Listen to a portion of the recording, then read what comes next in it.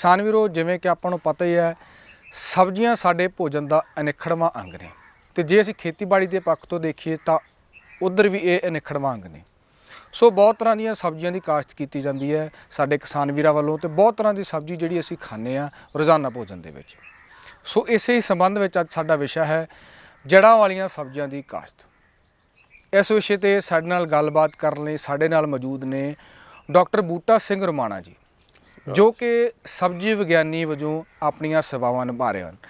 Doctor साहब सुशोभित ने संगरूर विखे फार्मर एडवाइजरी सर्विस स्टेशन ते।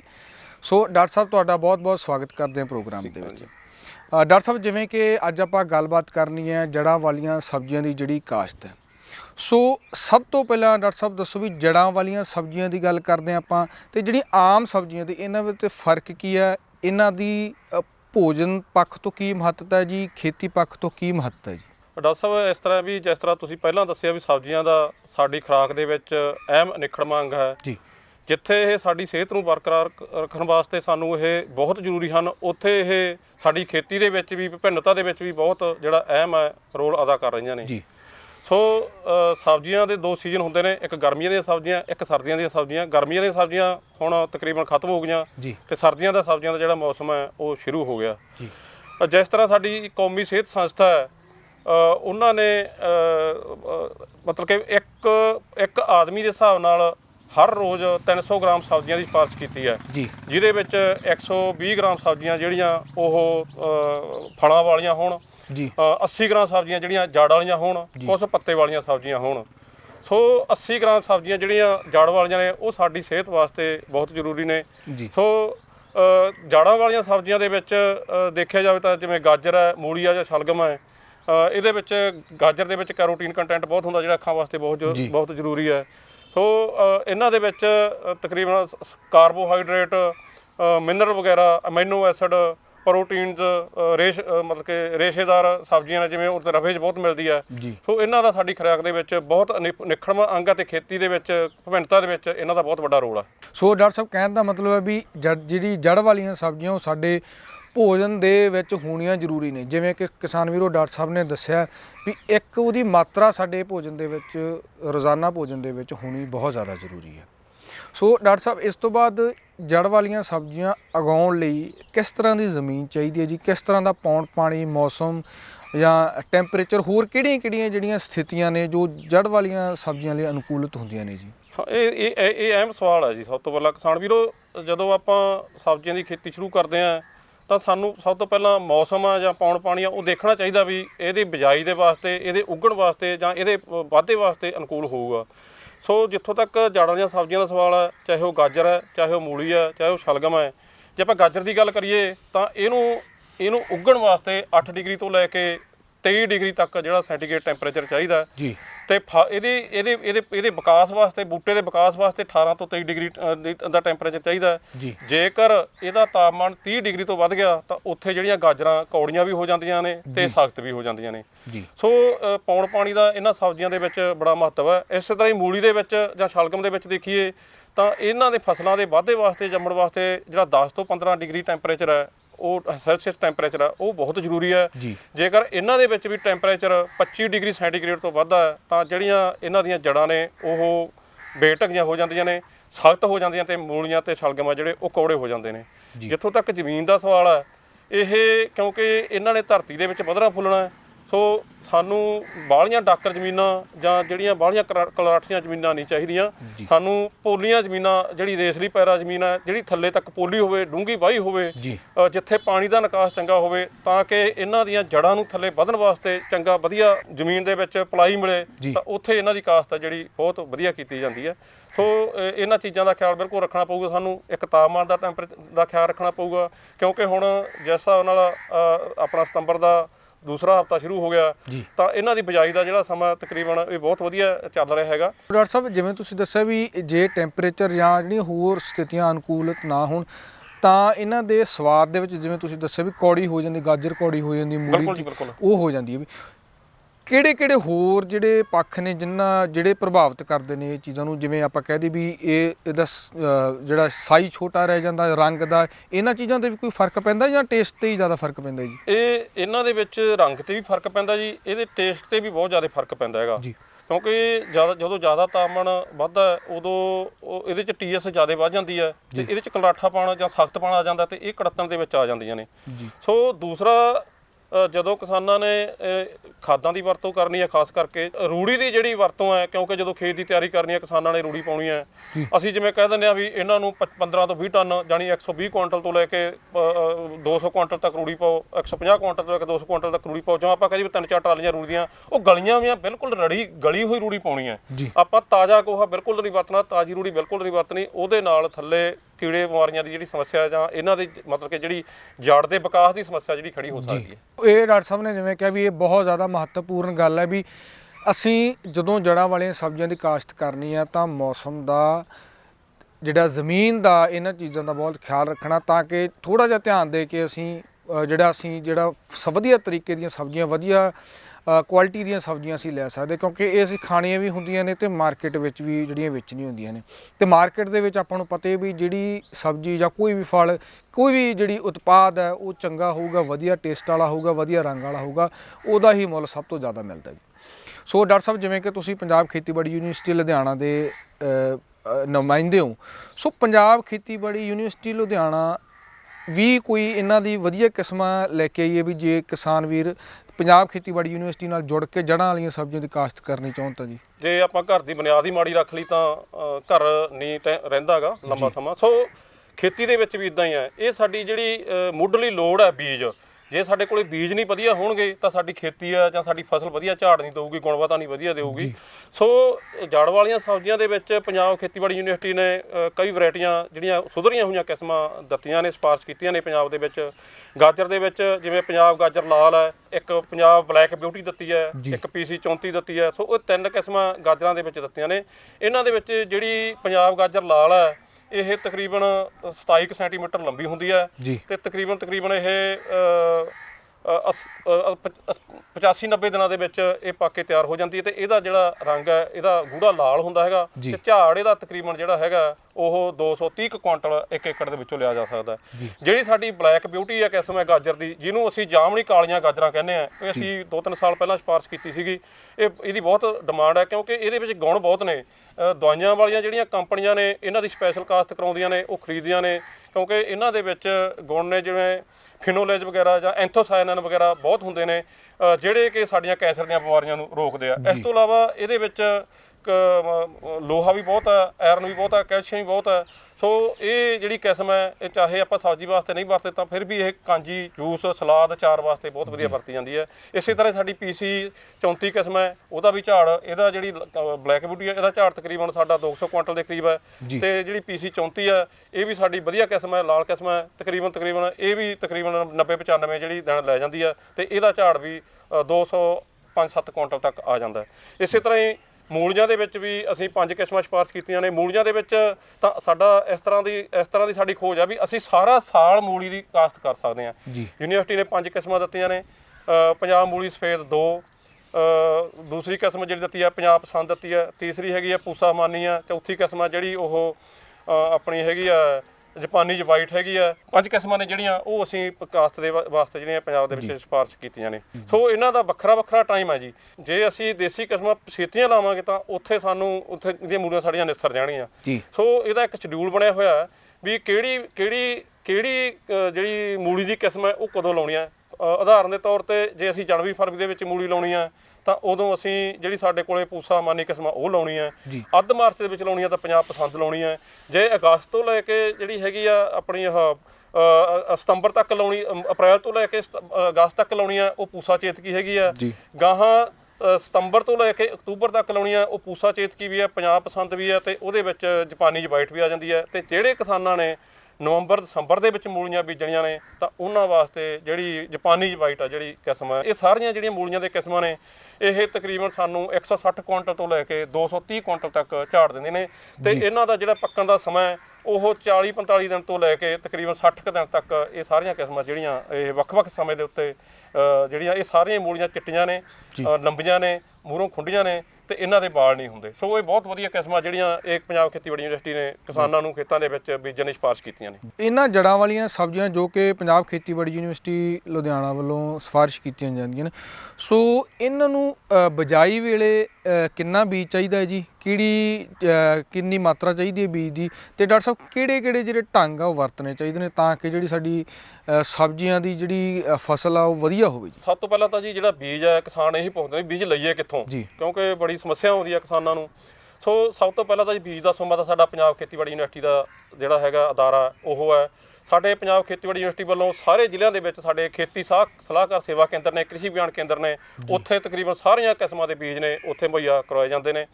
ਸੋ ਦੂਸਰਾ ਜਿਹੜਾ ਹੈਗਾ ਬਿਜਾਈ ਦਾ ਸਮਾਂ, ਤਕਰੀਬਨ ਸਾਡਾ ਜਿੰਨੀਆਂ ਜੜ ਵਾਲੀਆਂ ਸਬਜ਼ੀਆਂ ਨੇ ਉਹ ਅਗਸਤ ਅਖੀਰ ਤੋਂ ਸ਼ੁਰੂ ਹੋ ਕੇ ਸਤੰਬਰ ਅਕਤੂਬਰ ਤੱਕ ਚੱਲਦਾ। ਜਿਸ ਤਰ੍ਹਾਂ ਮੈਂ ਮੂਲੀ ਦੇ ਵਿੱਚ ਦੱਸਿਆ ਵੀ ਸਾਰਾ ਸਾਲ ਮੂਲੀ ਦੀ ਕਾਸ਼ਤ ਕਰ ਸਕਦੇ ਹਾਂ, ਉਹ ਹੁਣ ਸਤੰਬਰ ਤੋਂ ਲੈ ਕੇ ਅਸੀਂ ਅਗਲੇ ਸਤੰਬਰ ਤੱਕ ਕਿਸਮਾਂ ਦੇ ਹਿਸਾਬ ਨਾਲ ਸਾਰਾ ਸਾਲ ਜਿਹੜੀ ਮੂਲੀ ਦੀ ਅਸੀਂ ਕਾਸ਼ਤ ਕਰ ਸਕਦੇ ਹਾਂ। ਗਾਜਰ ਦੇ ਵਿੱਚ ਆ ਜਿਹੜੀ ਗਾਜਰ ਵੀ ਅਸੀਂ ਮਤਲਬ ਕਿ ਅਖੀਰਲਾ ਹਫ਼ਤਾ ਅਗਸਤ ਤੋਂ ਲੈ ਕੇ ਸਾਰਾ ਸਤੰਬਰ ਅਸੀਂ ਇਹਨਾਂ ਦੀ ਕਾਸ਼ਤ ਕਰ ਸਕਦੇ ਹਾਂ। ਲੇਕਿਨ ਜਿਹੜੀਆਂ ਸਾਡੀਆਂ ਅੰਗਰੇਜ਼ੀ ਕਿਸਮਾਂ ਨੇ ਜਿਵੇਂ ਨਾਨਤੇਜ ਵਗੈਰਾ ਹੋਈ ਜਾਂ ਜਿਹਨੂੰ ਆਪਾਂ ਸੰਤਰੀ ਜਾਂ ਔਰੇਂਜ ਗਾਜਰਾਂ ਕਹਿੰਦੇ ਹਾਂ, ਉਹ ਅਸੀਂ ਅਕਤੂਬਰ ਨਵੰਬਰ ਦੇ ਵਿੱਚ ਬੀਜ ਸਕਦੇ ਹਾਂ। ਸੋ ਜਿੱਥੋਂ ਤੱਕ ਇਹਨਾਂ ਦੀ ਖਾਦਾਂ ਦਾ ਸਵਾਲ ਹੈ, ਜਿਹੜੀਆਂ ਜੜ੍ਹਾਂ ਵਾਲੀਆਂ ਸਬਜ਼ੀਆਂ ਨੇ ਉਹ ਰੂੜੀ ਦੀ ਗਲੀ ਹੋਈ ਖਾਦ ਨੂੰ ਬਹੁਤ ਮੰਨਦੀਆਂ ਨੇ। ਸੋ ਇਹਨਾਂ ਸਾਰੀਆਂ ਸਬਜ਼ੀਆਂ ਦੇ ਵਿੱਚ ਆਪਾਂ 15 ਤੋਂ 20 ਟਨ ਤਕਰੀਬਨ 3-4 ਟਰਾਲੀਆਂ ਜਿਹੜੀਆਂ ਉਹ ਗਲੀ ਹੋਈ ਰੂੜੀ ਦੀਆਂ ਪੌੜੀਆਂ ਨੇ। ਖਾਦਾਂ ਦੇ ਵਿੱਚ ਜਿਸ ਤਰ੍ਹਾਂ ਗਾਜਰ ਹੈ, ਗਾਜਰ ਨੂੰ ਤਕਰੀਬਨ 55 ਕਿਲੋ ਯੂਰੀਆ ਤੇ 75 ਕਿਲੋ ਸੁਪਰ ਫਾਸਫੇਟ ਤੇ ਤਕਰੀਬਨ 50 ਕਿਲੋ ਇੱਕ ਗੱਟਾ ਜਿਹੜਾ ਪਟਾਸ਼ ਦਾ ਜ਼ਰੂਰ ਪਾਉਣਾ ਪਊਗਾ। ਇਹ ਪਟਾਸ਼ ਗਾਜਰ ਨੂੰ ਬਹੁਤ ਮੰਨਦੀ ਹੈ। ਜੇਕਰ ਆਪਾਂ ਪਟਾਸ਼ ਗਾਜਰ ਨੂੰ ਨਹੀਂ ਪਾਵਾਂਗੇ ਤਾਂ ਇਹਦਾ ਰੰਗ ਨਹੀਂ ਬਣਨਾ। ਇੱਕ ਮਤਲਬ ਕਿ ਇਹਦੀ ਜਿਹੜੀ ਗੁਣਵੱਤਾ ਹੈ ਉਹ ਸਟਾਰਚ ਦੇ ਨਾਲ ਹੀ ਪਟਾਸ਼ ਦੇ ਨਾਲ ਹੀ ਆਉਂਦੀ ਹੈ। ਸੋ ਇਹਨੂੰ ਪਟਾਸ਼ ਪਾਉਣਾ ਕਦੇ ਨਹੀਂ ਭੁੱਲਣਾ। ਇੱਕ ਗੱਟਾ ਜਿਹੜਾ 50 ਕਿਲੋ ਦਾ ਇਹਨਾਂ ਨੂੰ ਪਾਉਣਾ। ਜਿਹੜੀਆਂ ਦੂਸਰੀਆਂ ਨੇ ਮੂਲੀ ਆ ਜਿਵੇਂ ਸ਼ਲਗਮ ਹੈ, ਇਹਨਾਂ ਨੂੰ ਵੀ ਤਕਰੀਬਨ 55 ਕਿਲੋ ਅਸੀਂ ਯੂਰੀਆ ਤੇ 75 ਕਿਲੋ ਸੁਪਰ ਫਾਸਫੇਟ ਪਾਉਣਾ। ਇਹਨਾਂ ਨੂੰ ਪਟਾਸ਼ ਦੀ ਜਿਹੜੀ ਕੋਈ ਜ਼ਰੂਰਤ ਨਹੀਂ।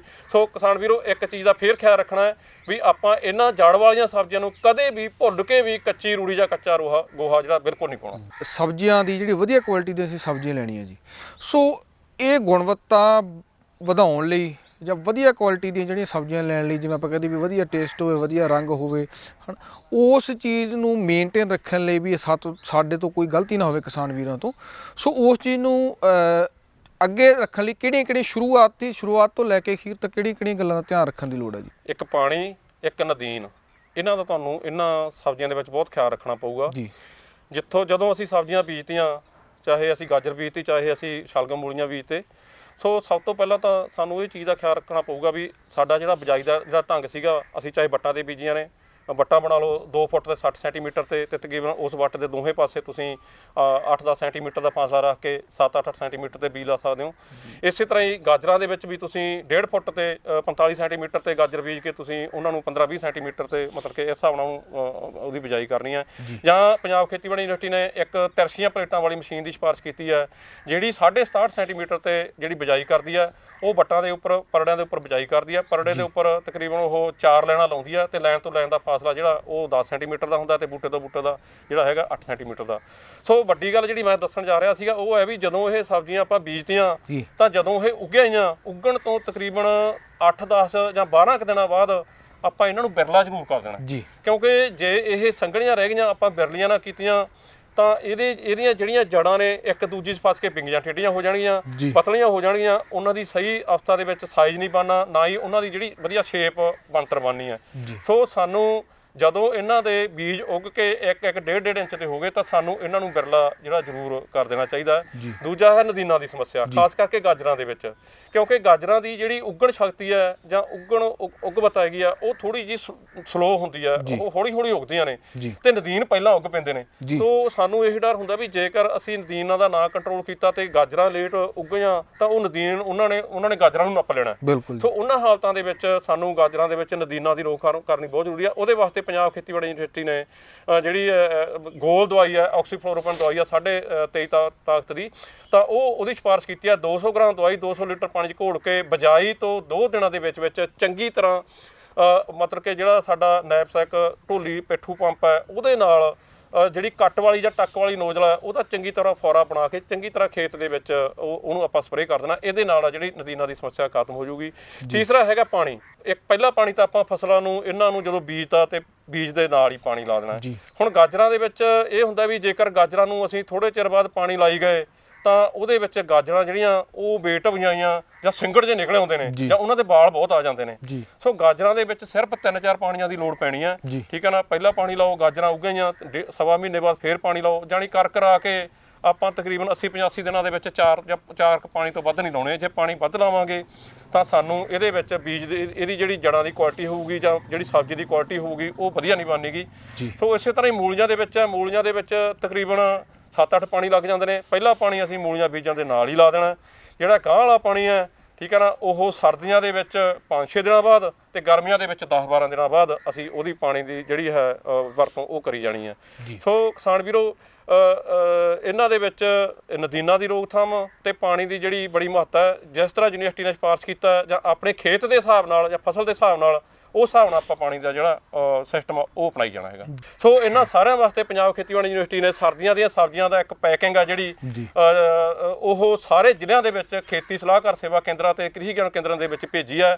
ਸੋ ਕਿਸਾਨ ਵੀਰੋ, ਮੈਂ ਤੁਹਾਨੂੰ ਬੇਨਤੀ ਕਰੂੰਗਾ ਉਹਨਾਂ ਸੈਂਟਰਾਂ ਤੇ ਜਾ ਕੇ ਤੁਸੀਂ ਜਿਸ ਤਰ੍ਹਾਂ ਐਤਕੀ ਯੂਨੀਵਰਸਿਟੀ ਵੱਲੋਂ ਕਿਸਾਨ ਮੇਲੇ ਨਹੀਂ ਲਾਏ ਜਾ ਰਹੇ, ਸੋ ਉਹ ਸਾਰੇ ਬੀਜ ਸਬਜ਼ੀਆਂ ਦੇ, ਚਾਹੇ ਤੁਸੀਂ ਖੁੱਲੇ ਬੀਜ ਮੂਲੀ ਗਾਜਰ ਸ਼ਲਗਮ ਦਾ ਖੁੱਲਾ ਬੀਜ ਵੀ ਲੈ ਸਕਦੇ ਹੋ, 100 ਗ੍ਰਾਮ 150 ਗ੍ਰਾਮ 200 ਗ੍ਰਾਮ ਜਾਂ 50 ਗ੍ਰਾਮ, ਉਹ ਸਾਰੇ ਸੈਂਟਰਾਂ ਬੀਜ ਨੇ ਸਾਡੇ ਸਾਰੇ ਸੈਂਟਰਾਂ ਤੋਂ ਮਿਲਦੇ ਨੇ।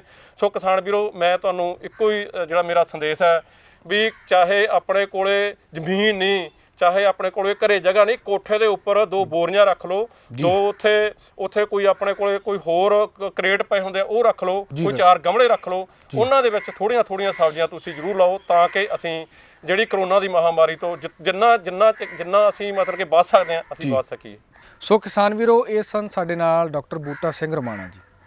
ਡਾਕਟਰ ਸਾਹਿਬ ਨੇ ਆਪਾਂ ਨੂੰ ਬਹੁਤ ਹੀ ਵਿਸਥਾਰ ਦੇ ਵਿੱਚ ਜੜ੍ਹਾਂ ਵਾਲੀਆਂ ਸਬਜ਼ੀਆਂ ਦੀ ਕਾਸ਼ਤ ਬਾਰੇ ਦੱਸਿਆ, ਉਹਨਾਂ ਦੀ ਮਹੱਤਤਾ ਬਾਰੇ ਦੱਸਿਆ, ਗੁਣਵੱਤਾ ਬਾਰੇ ਦੱਸਿਆ, ਅਸੀਂ ਉਹਨਾਂ ਦੀ ਗ੍ਰੇਡਿੰਗ ਕਿਵੇਂ ਕਰਨੀ ਹੈ, ਮੰਡੀਕਰਨ ਵੇਲੇ ਕਿਹੜੀਆਂ ਗੱਲਾਂ ਧਿਆਨ ਰੱਖਣਾ ਹੈ, ਕਿਸ ਤਰ੍ਹਾਂ ਦੀਆਂ ਜਿਹੜੀਆਂ ਵਾਤਾਵਰਨ ਜਿਹੜੀਆਂ ਅਨੁਕੂਲਿਤ ਸਥਿਤੀਆਂ ਸਾਨੂੰ ਜਿਹੜੀ ਇਹਨਾਂ ਦੀ ਕਾਸ਼ਤ ਲਈ ਚਾਹੀਦੀਆਂ।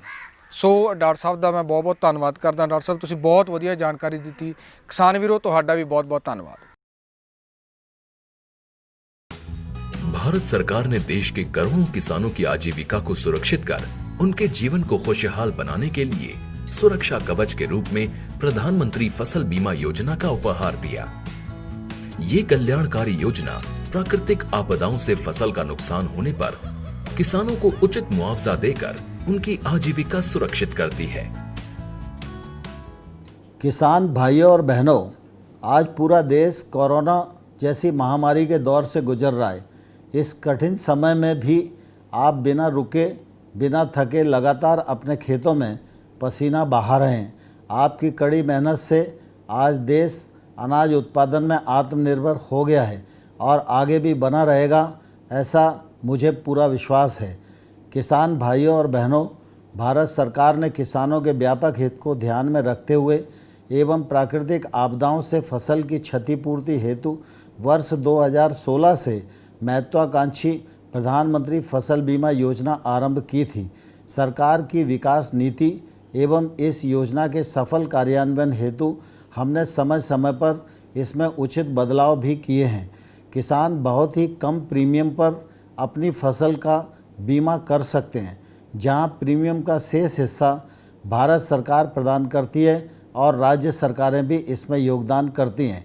खरीफ 2020 सीजन से इस योजना से जुड़ना सभी किसानों के लिए स्वैच्छिक कर दिया गया है। आप प्रधानमंत्री फसल बीमा योजना से जुड़ेंगे तो संकट काल में यह योजना आपके लिए वरदान एवं सुरक्षा कवच के रूप में काम करेगी।